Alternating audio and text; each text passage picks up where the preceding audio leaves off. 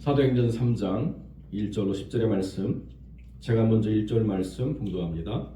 제9시 기도 시간에 베드로와 요한이 성전에 올라갈새 안전뱅이 된 자를 사람들이 메고 오니 성전에 들어가는 사람에게 구걸하게 하여 날마다 미문이라는 성전문에 두는 자라.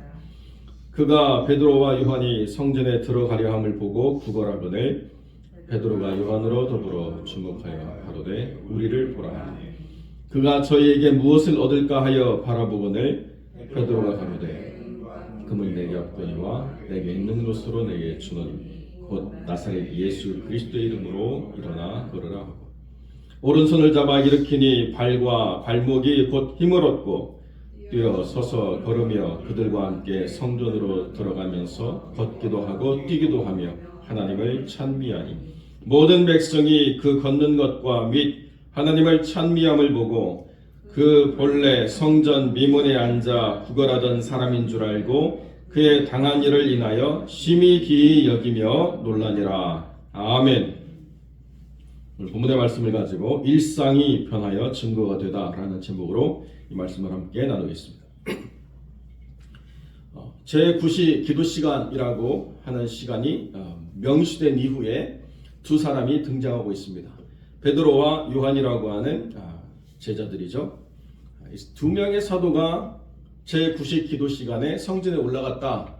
원래 트리오거든요. 베드로와 야고보와 요한이라고 하는 이 제자들 그룹 중에서 세 명을 주님이 항상 데리고 모든 일에 먼저 하시거나 따로 하셔서 베드로와 야고보와 요한이라고 하는 이 세 명은 늘 항상 함께 했었는데 오늘은 특별히 베드로와 요한이라고 하는 두 명의 제자가 9시 기도 시간에 성전에 올라가는 그 일상을 드러내주고 있습니다.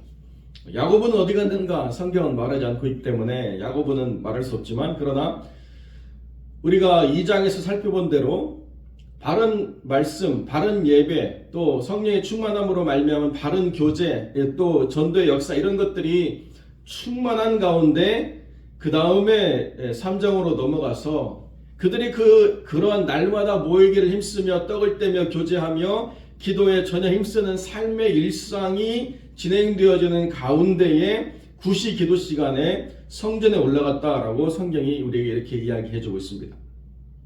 낮을 12시간으로 나눌 때에 9시라고 하는 것은 오후 3시가 되겠죠. 그래서 밝은 대낮이라는 거예요. 밝은 대낮에 성전에 올라갔더니 나면서부터 안전뱅이 된 자를 메고 와서 미문이라는 곳에 두려고 하는 사람을 만났다는 것입니다. 성전의 구조가 이렇게 이방인의 뜰 또 여인의 뜰로부터 성전 안으로 들어가려고 할 때 통과하는 그 문이 미문이에요. 그러니까 미문을 통과해야 이스라엘의 뜰, 그 다음에 제단, 그 다음에 성전을 이렇게 들어가는 그 연속선상 안에 있기 때문에 날마다 사람들 앞에 두려고 할 때 미문이라고 하는 문 앞에 두었다는 것입니다. 그래서 그 미문이라고 하는 사람을 들어가는 이스라엘 사람들, 남자 이스라엘 사람들에게 구걸하기 위해서 그 안전뱅이를 거기에 갖다 놓았다는 거죠. 그런데 이것이 날마다 이루어지는 부분이었습니다. 날마다 이루어지는데 한 사람은 날마다 구걸하기 위해서 하루하루를 맞이해야 되고 베드로와 요한은 날마다 성령의 충만함으로 하나님께 가까이 나아가는 은혜를 맞이하기 위해서 또 성전에 올라가는 전혀 상반된 두 삶의 모습이 한 곳에서 이렇게 교차하고 있다는 것입니다. 원래 성전은 어떤 곳이어야 됩니까? 성전이라고 하는 것은 그러한 아픔, 그러한 상처, 그런 상함이 다 치유되는 곳인 것이 하나님의 성전인 것이죠.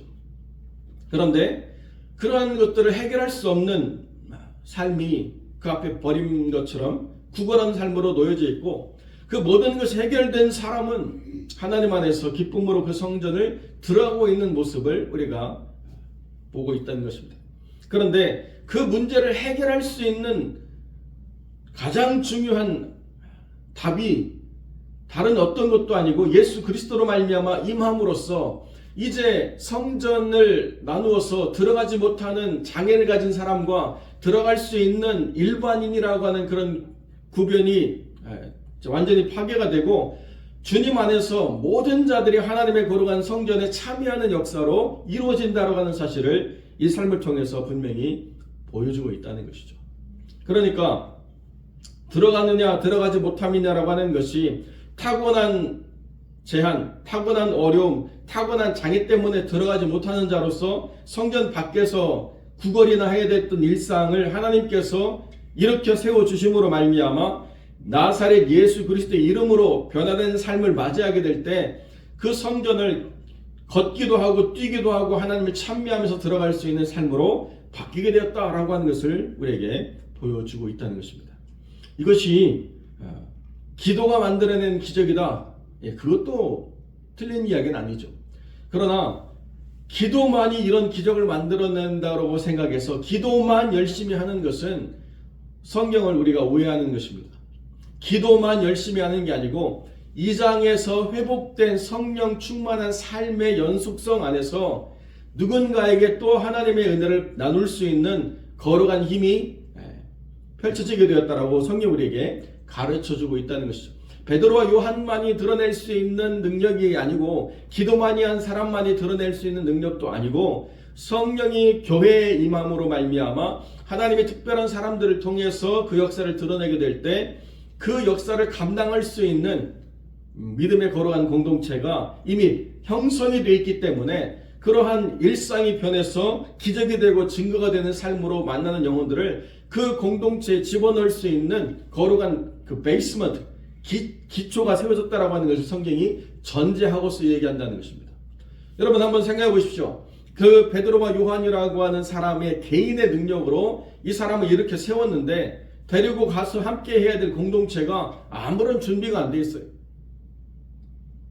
뭐 기도도 없고 성령의 충만함도 없고 교제도 없고 차별만 있고 비웃음과 조롱이 가득하고 그런 곳으로 사람을 데려가서 생명을 살릴 수 있는 일들이 있겠습니까?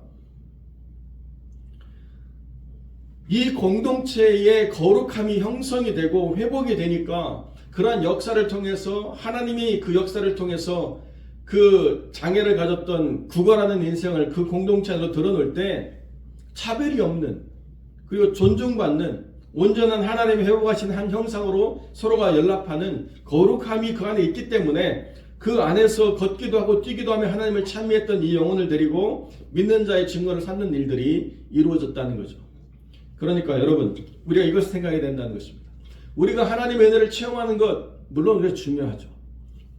우리가 하나님의 은혜를 드러내는 것 잘하는 일입니다. 내 개인의 삶이 아니라 하나님이 이 교회를 회복하심으로 말미암아 누군가에게 복음을 증거할 때 그 복음을 받아들이고 우리의 삶의 일상을 통해서 증거되는 거룩한 하나님의 은혜를 보고 난 다음에 그 다음에 우리 공동체 안에 들어오기를 기뻐하는 삶이 이루어져야 이 모든 것이 다 하나님 안에서 영광이 되는 것이다. 기적을 만들어내는 것만 영광이 되는 게 아니고 그 안에서 하나님의 거룩한 역사를 받아들일 수 있는 거룩한 기초가 세워짐으로 구원받은 백성을 그 거룩한 공동체 안으로 인도해서 거기서 살아가는 삶을 배우도록 가르치는 것이 얼마나 복되고 아름다운 길인가라고 하는 것을 전제하고 있다는 것입니다. 모든 사람들이 그 본래 성전 미문에 앉아서 구걸하던 사람이라고 누구나가 다 알고 있는 사람이라는 거예요. 근데 그 사람이 걷기도 하고 뛰기도 하는 그 기적에 우리가 집중하는 것이 아니라 그 당한 일을 감당할 수 있는 믿음의 사람과 그 사람이 함께 거하고 있는 거룩한 주의 몸된 교회가 있다라고 하는 것이 전제되지 않으면 기적이라고 하는 것은 사실 우리만의 특별한 것이 아닐 수도 있다는 것입니다.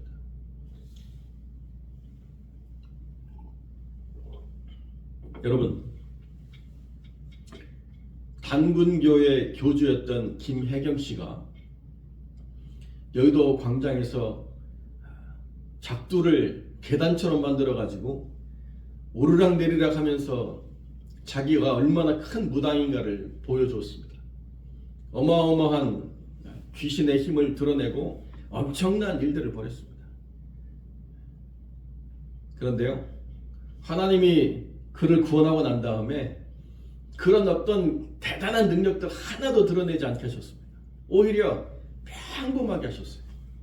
우리가 생각할 때는 막 그런 사람들이 변화돼가지고 엄청나게 큰 일들을 드러낼 것 같지만 그렇게 행하지 않으세요.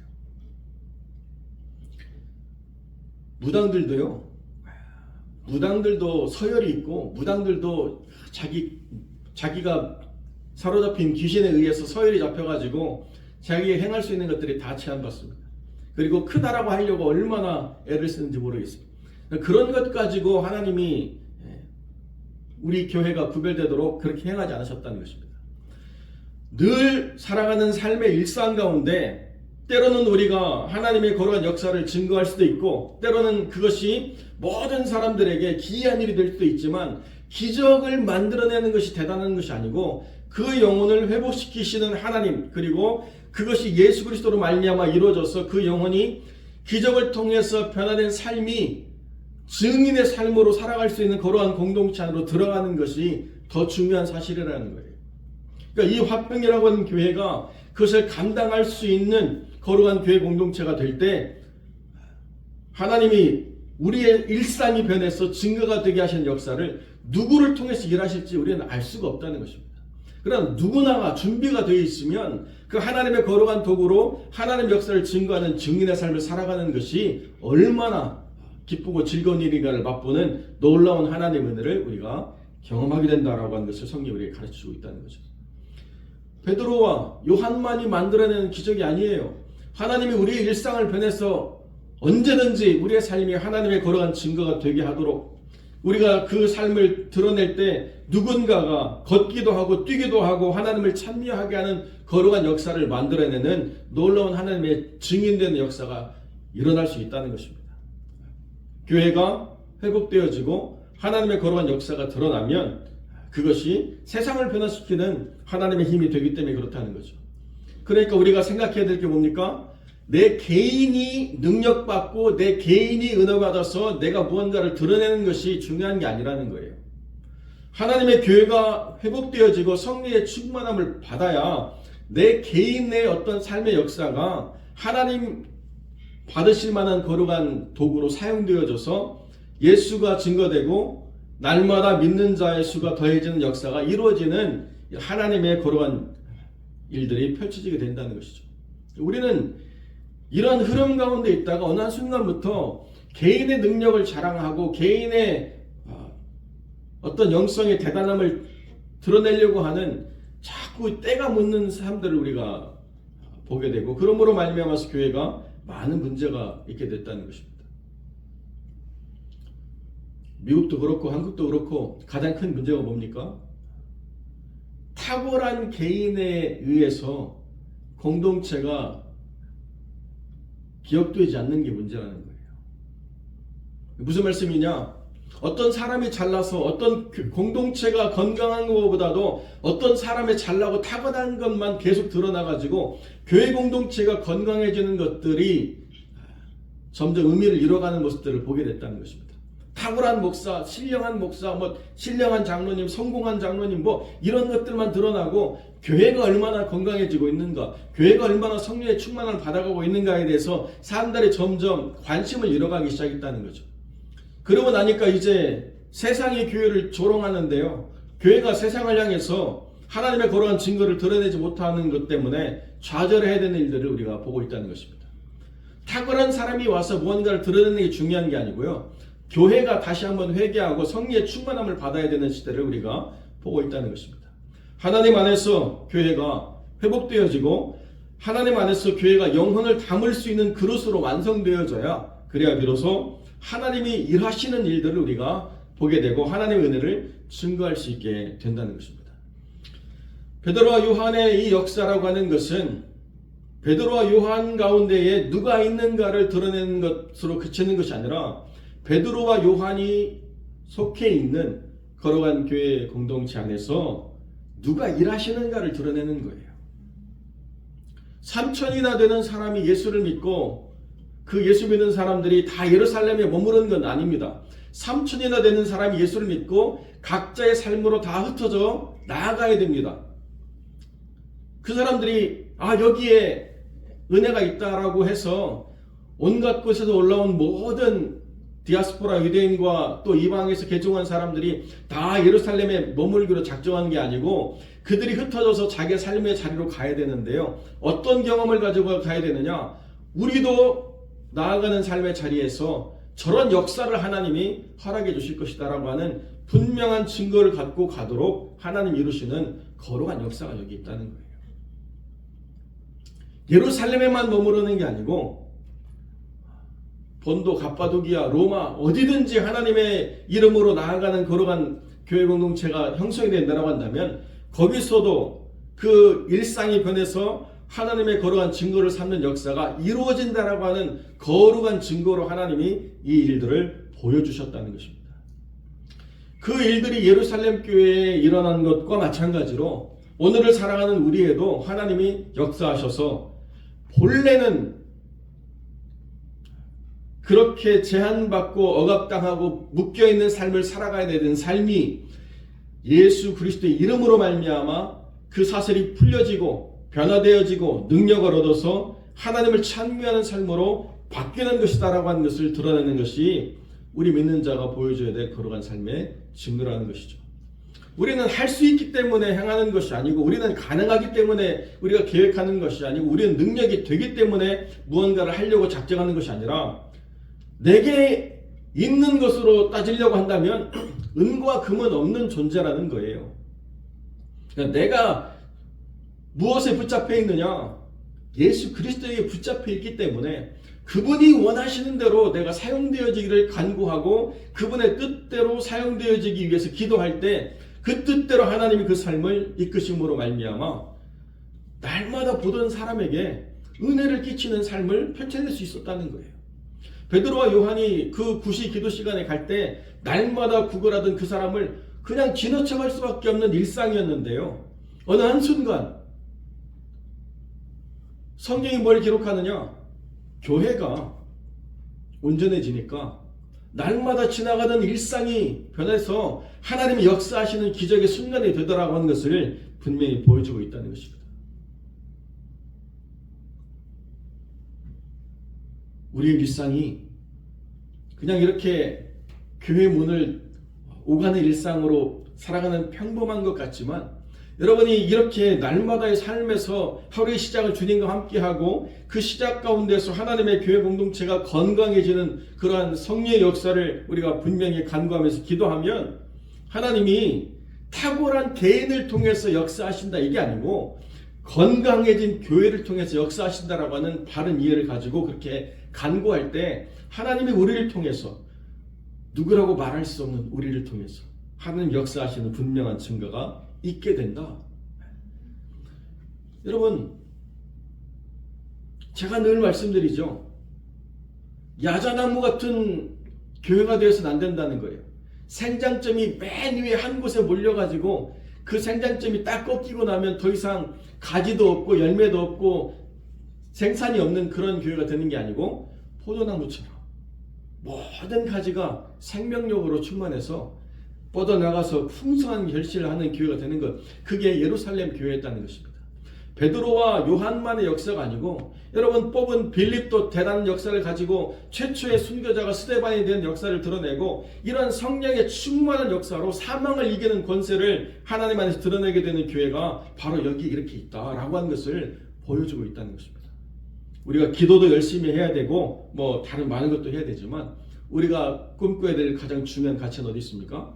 하나님이 교회를 회복시키시도록 우리 모든 성도들이 성령의 충만함을 받아서 예배와 교육과 전도와 교제와 또 봉사의 모든 가치들이 살아나는 것, 이 기본이 살아나는 것, 이것이 가장 중요하다는 사실을 우리 기억하시고 하나님께서 이 화평교회를 그렇게 건강하게 세우셔서